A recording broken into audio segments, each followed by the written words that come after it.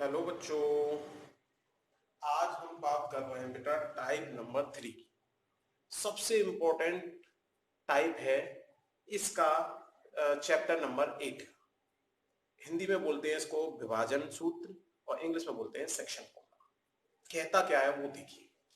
Section formula क्या कहता है, यदि मान लीजिए ये पी पॉइंट है कोई, इसके निर्देशांक हमारे x1 y1 दे रखे और ये Q पॉइंट है जिसके निर्देशांक x2 y2 दे रखे। ठीक है, अगर हम इसको ज्वाइन कर दें तो एक लाइन बन जाएगी। अब वो ये कहता है यदि इसके बिटवीन कोई m पॉइंट है जिसके निर्देशांक s और y है, ये m पॉइंट इसको m1 रेशियो m2 में डिवाइड कर रहा है। फिर दोबारा देखिए, P और Q दो पॉइंट है, M कोई बिटवीन पॉइंट है। बिटवीन पॉइंट का मतलब इसमें कहीं पर भी है, बीच का मतलब यहां पे ये नहीं है, ये ना सोचें कि मिड पॉइंट है, मध्य में नहीं है। ये कहीं पर भी हो सकता है M यहां पे हो लेकिन है इसी पे। ठीक है, लाइन पे, लाइन PQ के ऊपर है वो। ऐसा भी हो सकता है ये लाइन को यदि बढ़ाया जाए तब M पॉइंट कहीं आए तो उसे एक्सटर्नल पॉइंट बोलते हैं, तो उसका कंसेप्ट अलग है, इंटरनल कंसेप्ट अलग है। तो अब ये देखिए PQ लाइन के ऊपर, मैंने लाइन का है, लाइन सेगमेंट नहीं कहा।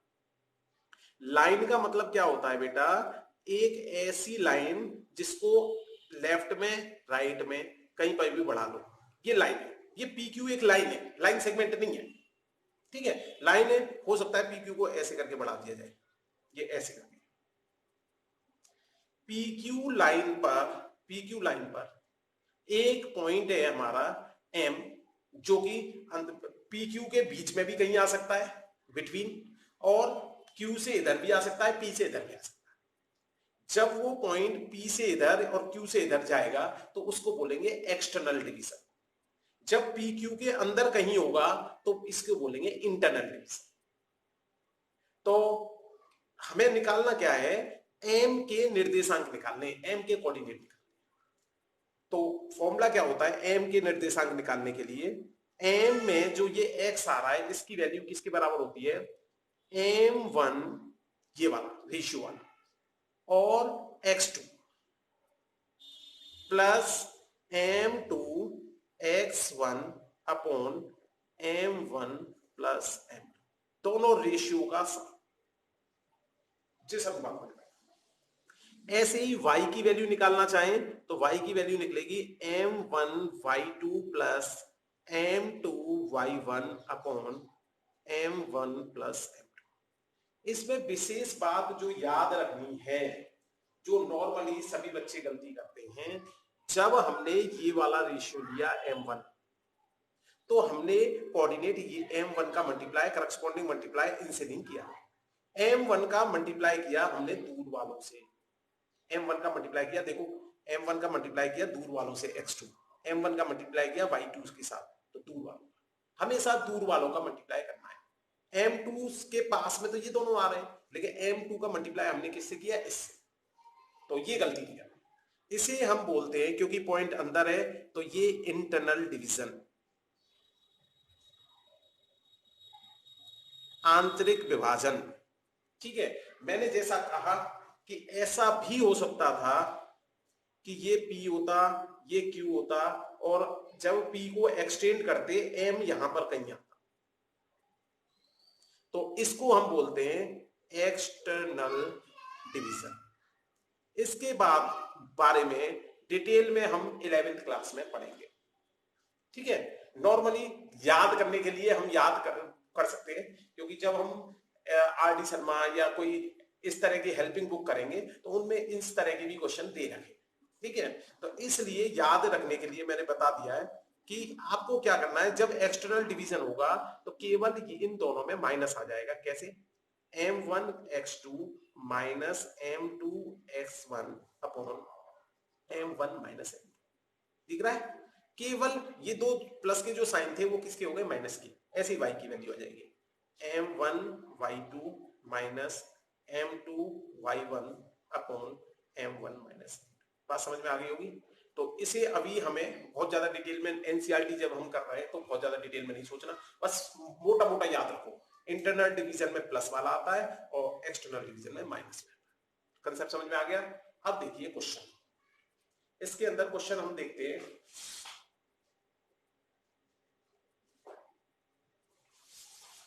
देखिए ये है क्वेश्चन, पहला क्वेश्चन दे रखा है, यदि A and B are the points, ये ए और बी के कोई रेस्पेक्टिव, तो मतलब ए के पॉइंट दे रखे हैं हमें -2 सॉरी, बी के पॉइंट कोऑर्डिनेट दे रखे हैं हमें 2, -2। अब वो कह रहा है कोऑर्डिनेट ऑफ पी निकालना है, सच दैट पी के लिए कंडीशन क्या दे रखी है, देखो रेशियो नहीं दिया, कंडीशन दे दी। पी के लिए पी पॉइंट ऐसा है, पी के कोऑर्डिनेट तो दिए नहीं है, तो x, y है। फाइंड कोऑर्डिनेट ऑफ पी, तो इसका मतलब लेट मान दिया the coordinate of P x, y, x, y मान दिया, ठीक है। अब देखो रिलेशन क्या दे रखा है, उस रिलेशन को समझने की कोशिश करें। इसने कहा है ए पी जो है 3/7 ऑफ ए बी है। अगर बेटा मैं वैसे देखूं इसको नॉर्मली, तो मैं ऐसे देख सकता हूं, इस ए बी को नीचे ले आऊं। अगर रेशियो में इस बात को समझूं मैं, तो ए पी का डिस्टेंस यदि 3 है तो ए बी का डिस्टेंस 7 है। रेशियो में तो यही मतलब है। और अगर मैंने कहा था रेशियो जब होता है तो की मान सकते हैं, तो यदि ए बी का डिस्टेंस 3 के है तो ए बी का डिस्टेंस कितना है, 7 के। तो ये यदि ए बी पूरा 7 के है, ये 3 है, तो आप क्या इस वाले को नहीं निकाल सकते, ये 4 के होगा। इसका मतलब अगर रेशियो की बात हो रही है, जब रेशियो की बात हो रही है तो केवल 3 से काम चला लेंगे हम और केवल 4 से काम चला लेंगे।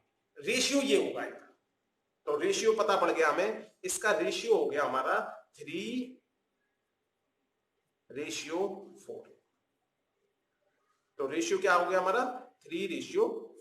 तो इसको हम m1 मान लेते हैं अपना, इसको हम मान लेते हैं m2। अब देखो m1 इधर का माना है ना, तो इसको हमें x1 मानना पड़ेगा। ये मानते समय ध्यान रखना, ये गलती अगर हो गई तो फिर क्वेश्चन गलत हो जाएगा। इसमें m2 माना है तो इधर वाले को x2 मान। चलिए अब हमने सारे मान लिए, केवल फॉर्मूले में वैल्यू पुट करनी है। हमारा फॉर्मूला होता था x = m1 x2 plus m2 x1 upon m1 plus m2। Formula बार बार लिखना है जिससे याद हो जाए। m1 की वैल्यू यहाँ पे 3 दिख रही है, 3 के लिखने की जरूरत नहीं है क्योंकि रेशियो लेना है हमें। हमें ये नहीं लेना वैल्यू 3 की है उसकी, लेकिन रेशियो क्या है 3:4। अगर आपको ये कहा जाए 3 के और 4 के, अगर इनका रेशियो लेंगे तो जो कॉमन चीज होती है वो कट जाती है, तो रेशियो जो है 3:4 माना जाएगा। ठीक है, के लेने की जरूरत नहीं है। यदि ले भी लोगे के तो वो के से के कैंसिल आउट हो जाएगा। ऐसा नहीं है कि के से के कैंसिल आउट नहीं हो, बेकार में थोड़ा सा अजीब सा देखने में लगेगा, लेकिन आंसर में कोई फर्क नहीं पड़ेगा यदि किसी बच्चे ने गलती से के ले भी लिया तो 3 की वैल्यू, m1 की वैल्यू 3 दिख रही है हमारी, x2 की वैल्यू यहां पे देखिए, दिस इज 2, प्लस का साइन है, m2 दैट इज 4, x1 की वैल्यू मेरी -2 अपॉन m1 प्लस m2। सभी वैल्यूज को रख दिया, सिंप्लीफाई किया, दिस इज 6, दिस इज -8 और दिस इज 7, दैट मींस -2/7। ये x की वैल्यू आ गई। पॉइंट में आ सकती है, डेसिमल में आ सकती है, फ्रैक्शन में आ सकती है, रूट में आ सकती है, x कोऑर्डिनेट है, हो सकता है। ऐसे ही y की वैल्यू निकाल लेंगे हम, that m1y2 plus m2y1 upon m1 plus m2। This is m1 का मतलब हो गया 3, x2 माइनस का 4 plus m2 4, m2 y1 -2 upon m1 plus m2। ये हो गया -12 -8 और 7 ये बन गया हमारा -20/7। तो हमारे P के कोऑर्डिनेट कहलाएंगे। हमेशा मैंने कहा है पहले x लिखना है, फिर उसके बाद y लिखना है, इसमें कभी भी गलती नहीं करनी। क्वेश्चन समझ में आ गया होगा? देख लो फिर से, केवल फॉर्मूले में वैल्यू पुट करनी है। ये ध्यान रखना, यदि इसको x1 y1 माना है तो इसको मानना पड़ेगा m1, इसको x2 y2 माना है तो इसको मानना पड़ेगा m2। मल्टीप्लाई हमेशा कैसे करते हैं? करस्पॉन्डिंग m1 यदि लिया है तो इससे मल्टीप्लाई नहीं करेंगे, m1 का मल्टीप्लाई इधर x2 से करेंगे, प्लस जब m2 लेंगे तो मल्टीप्लाई इस x1 से करेंगे, नीचे m1 प्लस m2। नीचे में कोई परेशानी नहीं, प्लस का है इसलिए कोई फर्क नहीं पड़ता। देखो क्वेश्चन 2 कैसा हो सकता है टाइप नंबर 3 में, find the coordinate of the point of trisection of the line segment. Trisection आ गया भाई, ट्राई सेक्शन का मतलब 3 बराबर हिस्से में होना चाहिए। ये पॉइंट है हमारा A 4,-1, B हमारा दे रखा है -2,-3। इसको हमने 3 बराबर हिस्से में डिवाइड कर दिया। ये मान लीजिए ये P है और ये Q है। क्योंकि हमें इसके कोऑर्डिनेट नहीं पता है तो हमें इसी के P और Q के कोऑर्डिनेट निकालने हैं। 3 बराबर हिस्से में डिवाइड किया है। अब आप ये सोचो कि अगर हम पहले किसी एक के कोऑर्डिनेट निकालने पड़ेंगे, मान लीजिए हम पहले P के कोऑर्डिनेट x, y मान लेते हैं, लेट मान लिया। अब बताओ मुझे, जब ये हिस्सा तीनों बराबर हैं, यदि मैं इस हिस्से को 1 मान लूं यहां से यहां तक, रेशियो कर ले रहे हैं ना, तो ये जो हिस्सा है ये भी 1 होगा, ये भी 1 होगा। जबकि हम जब करेंगे, क्योंकि हम तो ऐसा तो नहीं 3 को करने का हमें पता हो, तो 1 इसका 1 इसका, तो 1 और 1 ये कितना बन जाएगा? अगर कोई बच्चा ये समझे ये k है, ये भी k होगा, ये भी k होगा, तो इधर की साइड तो हम 2k ले रहे हैं और इधर की साइड k ले रहे हैं। अगर रेशियो देखेंगे तो इनका क्या निकल के आएगा? 1 रेशियो। ऐसे क्या समझने की बात है, ऐसे समझ जाओ, या ऐसे भी बहुत सारे बच्चों को डायरेक्ट दिख जाता है। तो अब देखिए, अगर हम नियम से देखें तो ये तो मेरा हो गया m1 फर्स्ट केस में, ये मेरा हो गया m2। अब ये m1 है तो ये वाला क्या लेना पड़ेगा? x1 y1। अब ये वाला लेना पड़ेगा x2 y2। इससे क्या होगा, हमारा जो है फॉर्मूला जो x equal to m1 by x2 plus m2 x1 upon m1 plus m2 वाला था, उससे x और y की वैल्यू निकल जाएगी। देखते हैं x की वैल्यू हमारी m1 x2 plus m2 x1 upon m1 plus value डाल दो बस। m1 का मतलब यहां पे 1 है, x2 का मतलब यहां पे -2, प्लस का साइन फॉर्मूले में रहता था। m2 का मतलब यहां पे 2 है ये वाला, और x1 का मतलब यहां पे 4 है। नीचे 1 plus 2 that is -2 plus 8 upon 3 that means 5 upon 3। y की वैल्यू निकाल देंगे इसी तरह, m1 y2 plus m2 y1 upon m1 plus m2। m1 की वैल्यू 1, y2 की वैल्यू -3। देखो ये देखो, ठीक है, प्लस m2 और y1 -1 upon this is 1 plus 2। ये हो गया -3 -2 अपॉन 3 दैट मीन्स -5 और 3। तो हमें p के निर्देशांक मिल गए, x का पहले लिखना है, y का बाद में लिखना है। बताओ ये p के कोऑर्डिनेट पता पड़ गए। यहां तक बात समझ में आ गई है? अब इसके बाद एक नया फॉर्मूला आता है हमारा, चाहे तो हम इसी में सेक्शन फॉर्मूला का ही एक पार्ट है नया फॉर्मूला। जब मैंने आपको सेक्शन फॉर्मूला समझाया था, ये देखिए ये सेक्शन फॉर्मूला था, इसमें हमने माना था ये m1 और m2 रेशियो, कभी कभी ऐसा भी तो हो सकता है ये दोनों बराबर हो। अगर m1 और m2 की वैल्यू बराबर हो गई तो हम ये कह सकते हैं, ये मान लो ये 3 सेंटीमीटर है, ये भी 3 सेंटीमीटर हो गया, दोनों बराबर हो गए, तो हम कह सकते हैं ये इसका मिड पॉइंट है। तो यहीं से एक फॉर्मूला हमारा नया बन जाता है, उस फॉर्मूले को हम बोलते हैं बेटा मिड पॉइंट फॉर्मूला, मध्य बिंदु। ठीक है, हिंदी में लिखेंगे तो मध्य बिंदु। समझ में आ गया? देखो कैसे, इस केस में डायरेक्ट हम याद कर सकते हैं कि x की वैल्यू हो जाती है x1 प्लस x2 अपॉन, मतलब दोनों x वालों को जोड़ो और 2 से डिवाइड, और y की वैल्यू हो जाती है दोनों y वालों को जोड़ो और 2 से डिवाइड। कितना आसान फॉर्मूला हो गया, वरना इसी से ही जब आप ये सोचो m1 और m2 दोनों समान हो जाएंगे, तो m1 और m2 जब समान हो जाएंगे तो ये भी 1 और ये भी 1, तो ये 1 इंटू x2 हो जाएगा, 1 इंटू ये x1, अब प्लस है, इसको इधर लिख दो, इसके इधर लिख दो, कोई फर्क नहीं पड़ता, 1 प्लस 1 क्या बन गया 2, ऐसे करके ये फॉर्मूला। तो सेक्शन फॉर्मूले का ही एक पार्ट है हमारा मिड पॉइंट फॉर्मूला, ये बड़ा काम का फॉर्मूला, बहुत काम आएगा।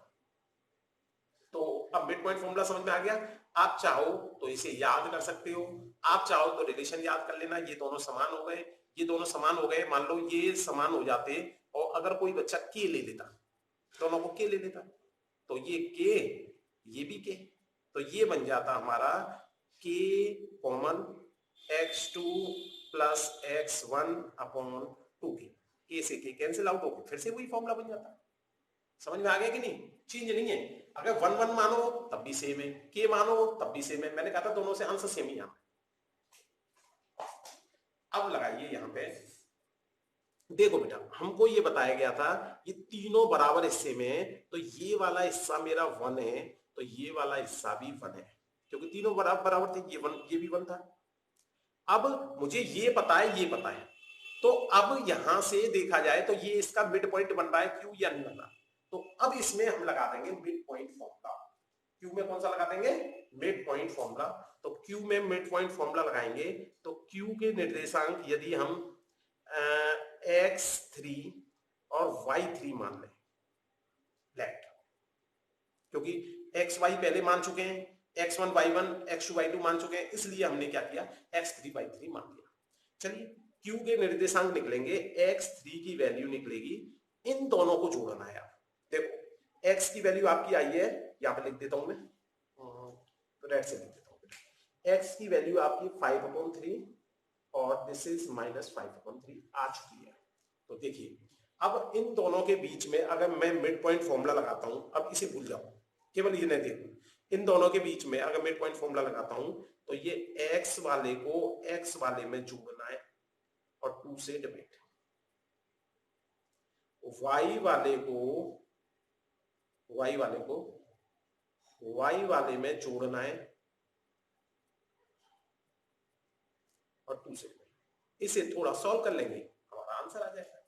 सिंप्लीफाई फ्रैक्शन का प्लस माइनस मैंने सिखा ही चुका हूं, जिस बच्चे को नहीं आया वो बेटा फ्रैक्शन के प्लस माइनस सीख सकता है, या मेरे मैसेज डाल देना, मैं वीडियो डाल दूंगा उसके, केवल उसी के ग्रुप पे डालूंगा, ठीक है, उसी के व्हाट्सएप नंबर पे डाल दूंगा वीडियो फ्रैक्शन वाला, यदि किसी को परेशानी है तो।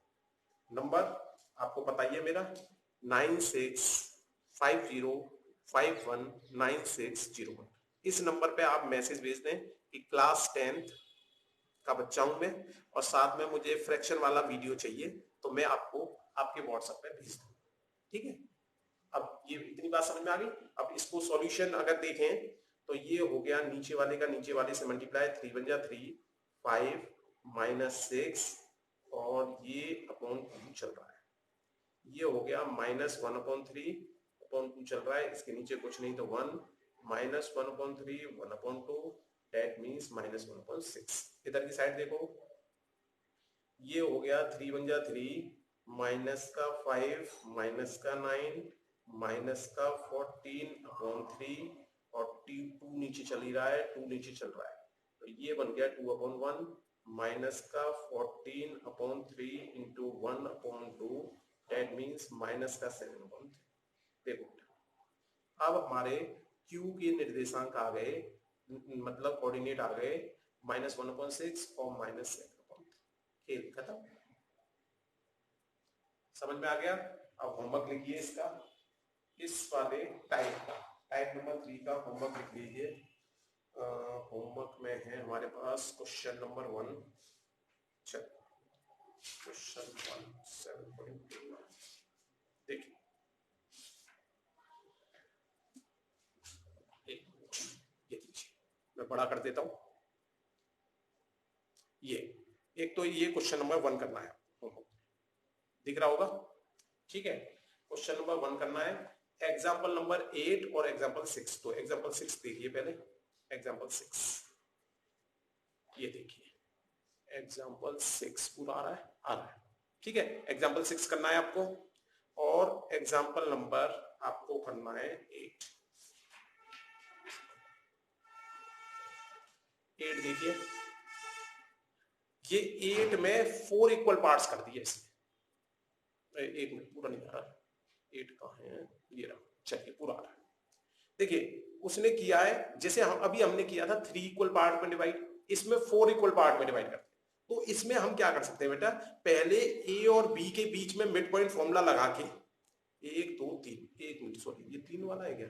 हाँ नहीं बेटा गलत हो गया, ये तो सम त्रिभाजित है, मतलब क्या है, तो ये 3 वाला ही है, ठीक है। मैं अभी इंग्लिश वाली किताब और कर देता हूं,